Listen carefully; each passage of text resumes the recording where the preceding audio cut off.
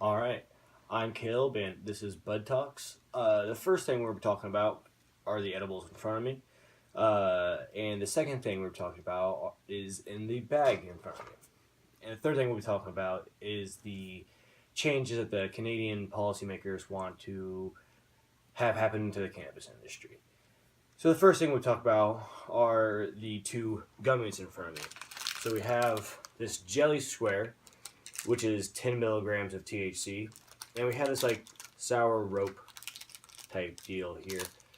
This one's a 1-1 with THC and CBD with 10 milligrams of each. So that's like the max dose in Washington State. Very lame. I'd be like 9 of these bad boys to have fun, you know. This in front of me right here it's called Kickback or like Relaxation Blend, lemon flavored. This one's not the opened one. This one is. This has 100 milligrams in this whole thing. Basically, I believe like one capful is a dose. It's kind of nice. So those are the edibles we have for today. I'm gonna pop a couple of these bad boys real quick. Tell you what they're like. It's kind of hard to open. Jesus, what are these made out of? Okay, there we go.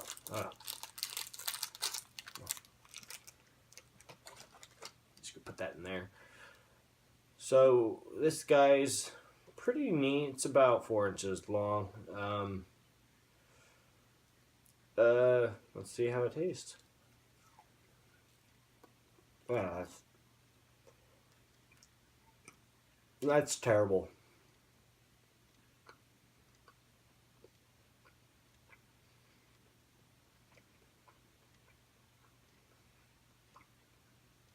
It's real bad.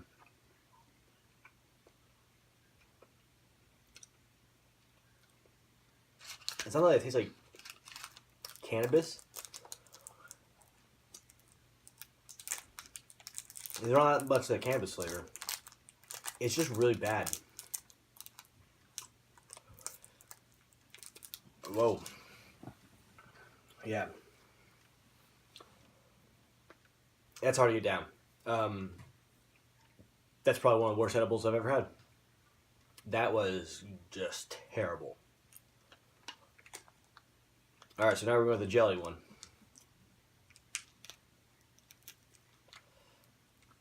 Okay, these are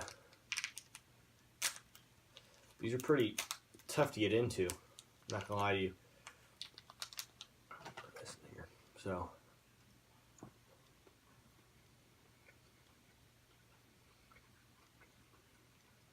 that one's not bad. Much more pleasant.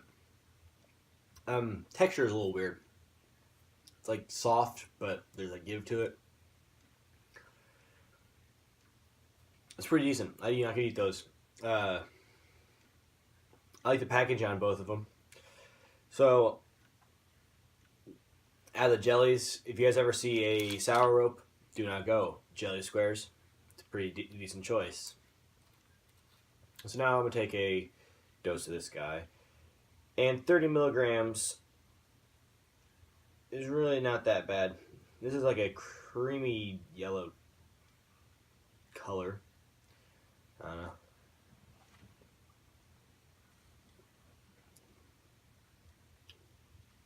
This is like lemon juice. That's dangerous. That tastes like just lemon juice. I'd put that in like some lemonade and you'd never even taste it. Yeah. That's pretty solid. Yeah, so these edibles were honestly happy with them. I'm not a huge fan of the edibles. Just it's a hit or miss. You never know if it's gonna be a good batch or whatnot. These sour ropes, probably not gonna have another one of these. So those are just gross. I can still taste that one in my mouth. It's very bitter, very very bitter.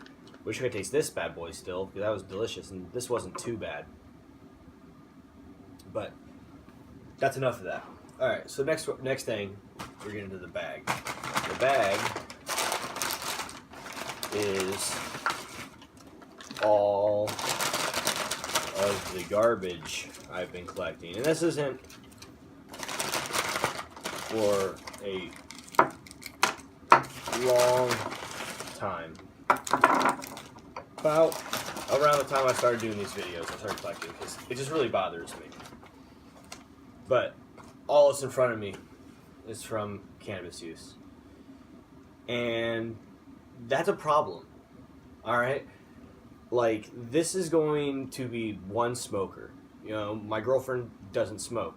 So this is all me for the most part. You know, I've spoken to a couple of friends and whatnot, but for the most part, this is out of control. We can have a system that does not create this much garbage. And, you know, it's just very sad, honestly. So I believe this is going to be an epidemic, and eventually we'll see that a lot of states are having problems with marijuana wrappers as they see medical and recreational transition. It's going to become a problem in several states, I can tell. And it's going to need to be fixed. You know, being able to have one of these glass jars that I try to reuse, like this has keef in it. I try to reuse as much as possible. But like, you know, these glass jars don't even say recyclable on them, so it's like it's hard to tell. You don't know what is and what isn't. Especially when some places only accept certain types of recyclables. None of these have any type of recycling on it, which is sad. Each joint comes in something kind of container like this. I think I have another one right here. And that's very also sad. Like, why can't I not just go like, hey, can I get a joint? Put it on, put a new label on. It's like you're not stopping anyone from walking outside and opening this. And it's just idiocracy to just keep on creating this trash. Like, these are never going to go away. Like, what's going on?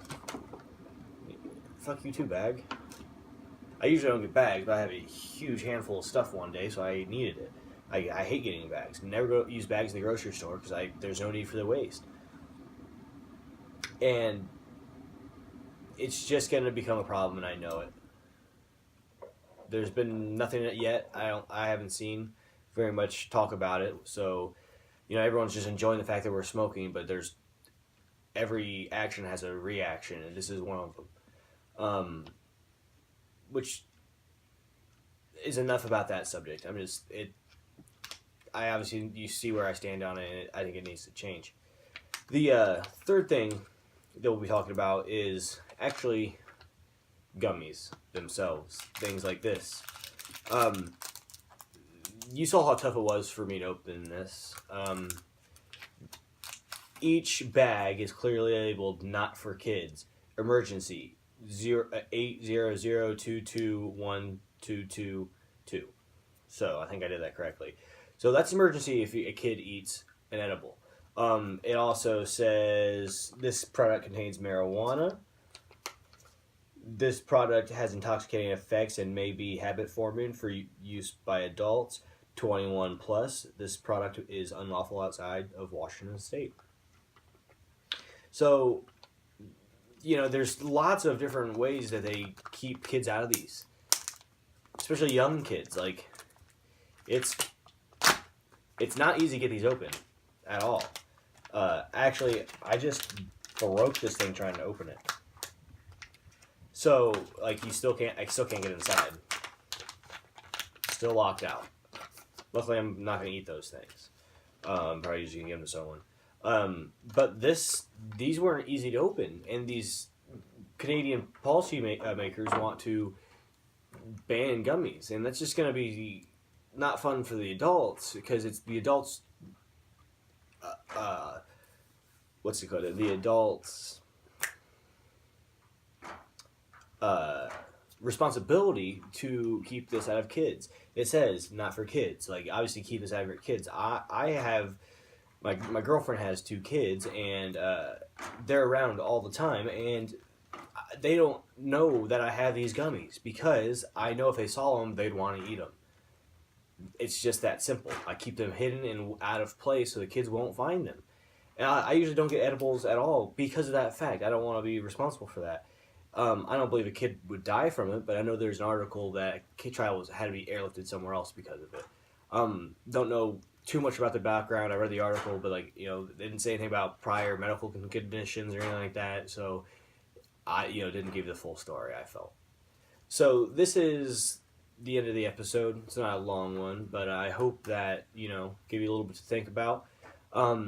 Hit me up on Twitter, please, and please subscribe if you see this. Hit the like button also. Uh, if you want, you can send me some ideas you want for future episodes. You also message me on any of my social media. This is the end of it. Thanks for watching.